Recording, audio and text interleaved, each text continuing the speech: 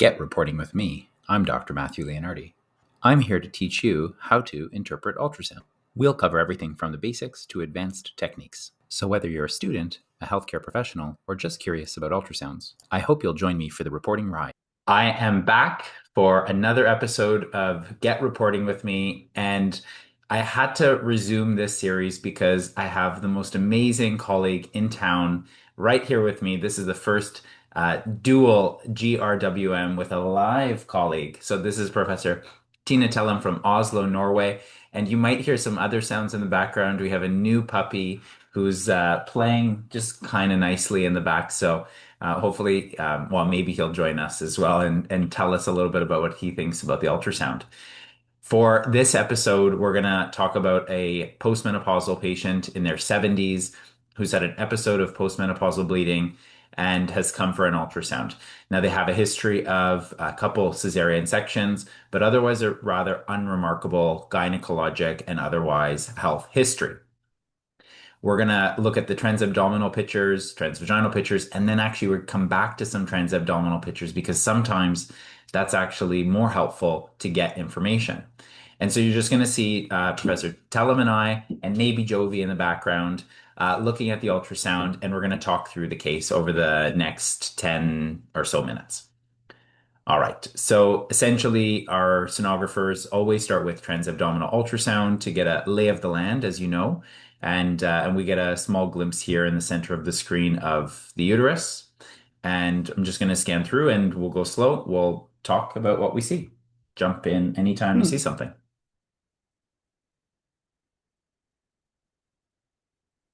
So I think the first thing I noticed, you just showed this to me before, it's not so easy to see the endometrial cavity. Very often in postmenopausal women, especially, you do see the endometrial lining like a little line much better on the transabdominal or even transrectal scan.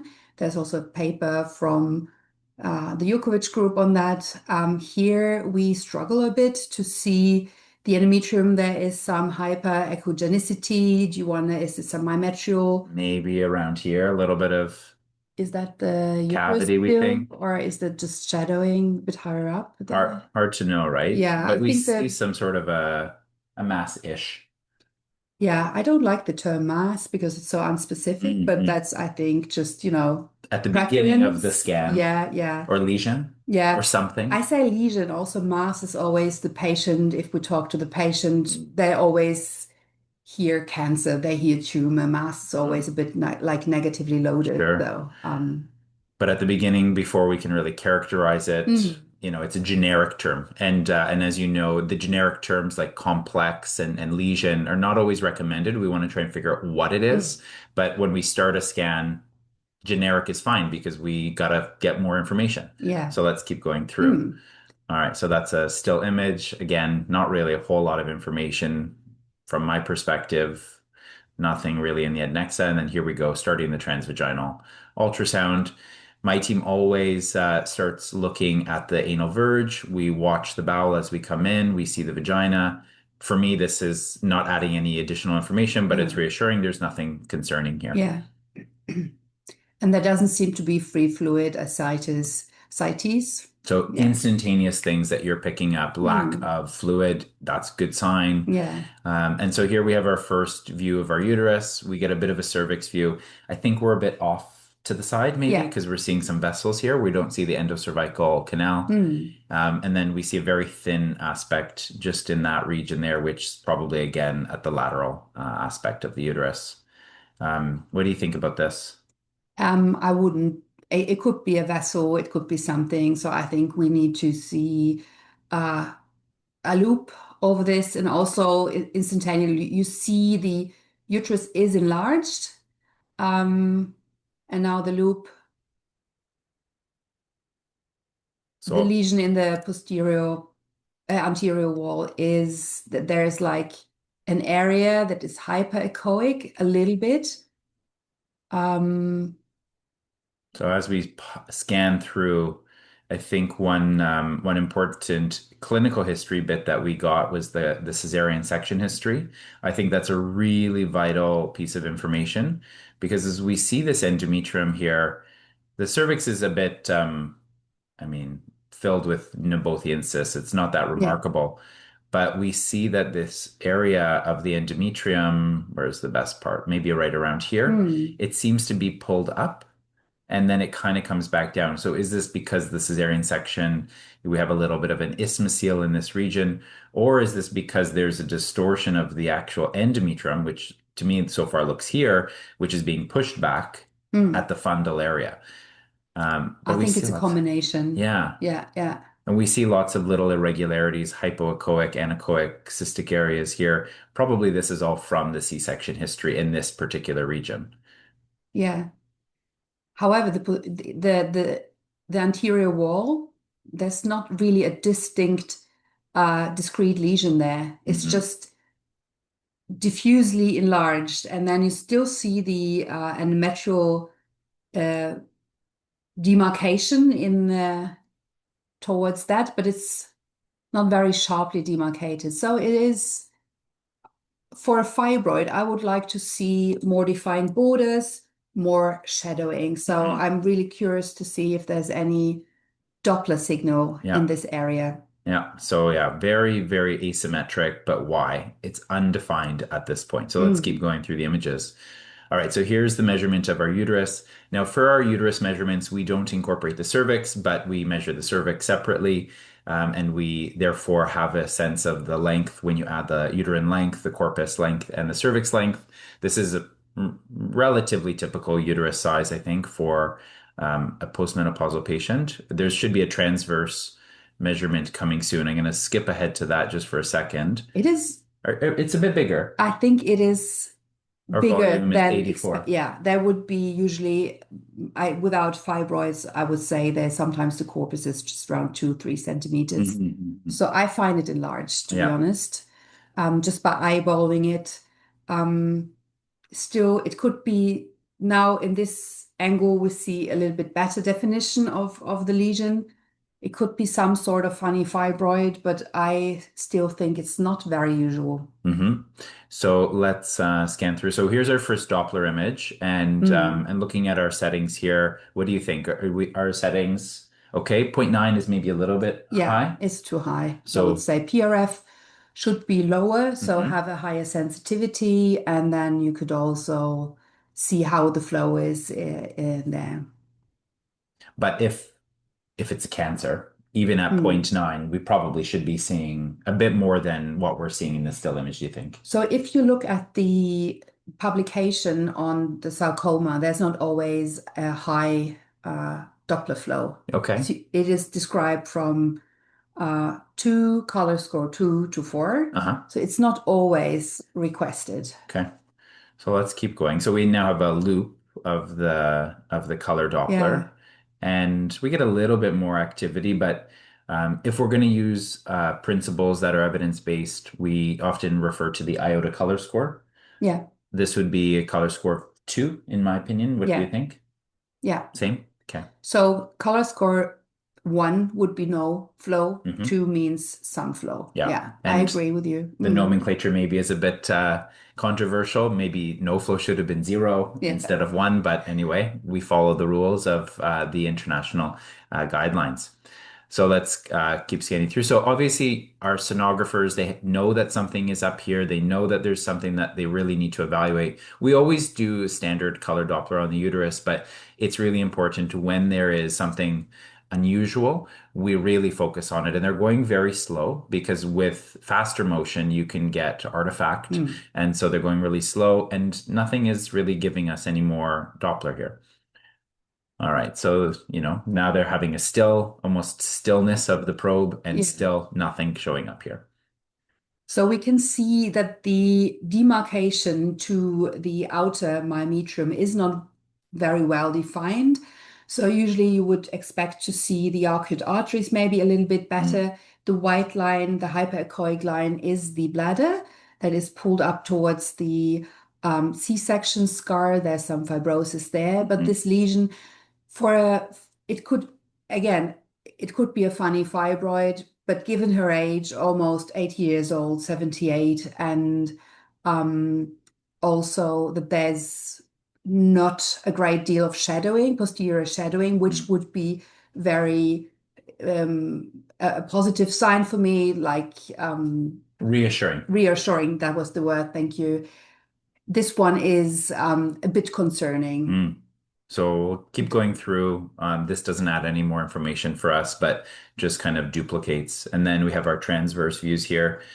We got the transverse uterus measurement, and we already came through that volume showing that maybe it's a bit bigger than a usual postmenopausal uterus. Now our sonographer is trying to assess the adnexa. You can see here, right adnexa transverse. We have our iliac vessel right here. Lots of fat from the bowel, lots of shadowing. I don't see the ovary or any adnexal structure here. Still don't see anything. And then they're looking from the Sag view of that adnexa as well, nothing showing up. Sometimes when we're looking at the other structures, and in this case, still focusing on the adnexa, we get more information from the uterus. It's funny because sometimes when you're intentionally Mm. looking at something, you don't see it so well. Then when you look at something else, you see the thing Yeah, you're not meaning to look at, sometimes better. So I think our endometrium is popping up here, and we're seeing this really obvious cystic lesion, mm. myometrial cyst with a, acoustic enhancement. That could Um, be adenomyosis, I mhm, think. mhm. So this feature of adenomyosis, does that enhance our understanding? Could this be adenomyosis? Asymmetry is obviously an indirect feature. As we scan through, do we see, oh, hello, Jovi. Do we see any other features of adenomyosis here? We see some shadowing from here, but this is within. Is it cystic? Is it a myometrial cyst, or is this part of an overall structure? Yeah. I think we don't know yet. We see adenomyosis in postmenopausal women. Sometimes it's very much around the cavity, distracting us from, or preventing us from reliably measuring the endometrial thickness without a saline. So I think it is a possibility, but still it looks unusual to me. It doesn't look like the adenomyosis in old postmenopausal Yeah. women, in older Yeah. women that I've seen so far. So I would be concerned. And for what it's worth, adenomyosis, like endometriosis, is generally a more posterior and a dependent disease. Yeah, It's a bit unusual to have a very focal, quite excuse me, hypertrophied anterior without much in the posterior. So I agree, this is not looking like typical adenomyosis. In this particular image here, we have the endometrial measurement. I think this is a good measurement in terms of mm, the caliper placement. We see, I think, what looks like an anterior endometrium, a posterior endometrium, but it is above the normal thickness for a patient with postmenopausal bleeding. And so let's keep going through. Okay, no more information there. They're obviously showing us the myometrial cyst. Again, trying to show us the color Doppler, not really adding a whole lot more, I don't think. Still image color Doppler. So clearly, my sonographer knows something is up here. They're really trying to be really critical in the assessment. Maybe with this particular one, they dropped the PRF. Look, zero point yeah, 0.6. yeah. So maybe now we're going to go to iota score 3. But you Is have a this? lot of movement there in the probe, so it Mm, can't be, you have to keep be the still. probe still Mm. to be sure that you're not measuring Yeah. some fibrotic areas. So they had this still image at zero point Yeah, 0.9. They brought it down correctly to zero point 0.6. Probably we should have seen an image of the uterus yeah. still with zero point 0.6. But now in the transverse plane, again, you're struggling to see a very good demarcation, maybe a little bit better still. Yeah, Not great, there's almost this border right here, right? So but in the posterior part, no border. correct. So should I comment on what I would do with this? Yeah, let's just scan through the rest and see if we get any more information. I don't think we will. We'll come back to the TA pictures. So here, Hmm. maybe a little bit more Yeah. demarcated, but I think we're both still thinking this is not a well demarcated structure. Now, the outer borders of the uterus are smooth. That's, I think, reassuring. Yeah. There's no ascites. The blood flow is not overall excessive, but it's not really matching classic fibroid. It's not matching Yeah. classic adenomyosis. What should we do next? So I would do a endometrial biopsy, and we have also in a little case series from Norway shown that actually sarcoma, we picked them up in the biopsies. Mm. And this is also in line what we know from the publications. They very often breach the cavity, um, leading to also the postmenopausal bleeding. So I would do an endometrial biopsy. I would then also proceed to doing a myometrial biopsy. This can be Mm. done cervically Yeah, or yeah, ultrasound guided, yeah. or Would you an do this MRI. the endometrial biopsy first before doing the? Yeah, I Yeah. think I would have done the endometrial biopsy in the same session, Hmm. maybe also saline to really see where the cavity is, if Yeah. it's breaching the cavity in the fundal area. Sure. And then in our practice, we do this in the same session. Yeah. And then next, I would do my myometrial biopsy. Yeah. And if that is inconclusive, then go further with Yeah. MRI. Yeah, fair. So, in summary, we have a clear abnormal uterus here with a myometrial lesion of undetermined significance, but enough suspicion, and the patient is symptomatic. Postmenopausal bleeding, obviously not normal. And there's not another otherwise nice explanation like a clear polyp. Yeah, If there was a clear polyp, then fine, you might say, we don't need to worry so much about that. But in the absence of more clear benign reasons for postmenopausal bleeding, we have to have a high level of concern here. We're going to do a saline infusion sonography, endometrial biopsy, see what that result shows, and then move on to other investigations, including possibly myometrial biopsy, true cut versus MRI. And obviously, one of the most important lessons in diagnostic imaging is the clinical context. When we scan patients at the request of other physicians, we only get limited clinical information. So maybe there's more information to the story that we just don't have. Maybe this is a patient who has a lot of comorbidities, and maybe she doesn't want to do anything else and just wants to expectantly manage or watch this. So I think there's still a necessity to get that information to make the best recommendations going forward. yeah, Great. Well, I hope that this interesting case will help you in your practice. And what we'll do when we get more information is do a follow-up. Maybe we'll do that virtually when Tina is back in Norway. But for now, this is where we're at in the case, and this is real life. We don't always get the answer yeah. in real time, but we want to make sure we provide guidance on what the next steps are. Thanks for joining us for this episode of GRWM, and see you next time.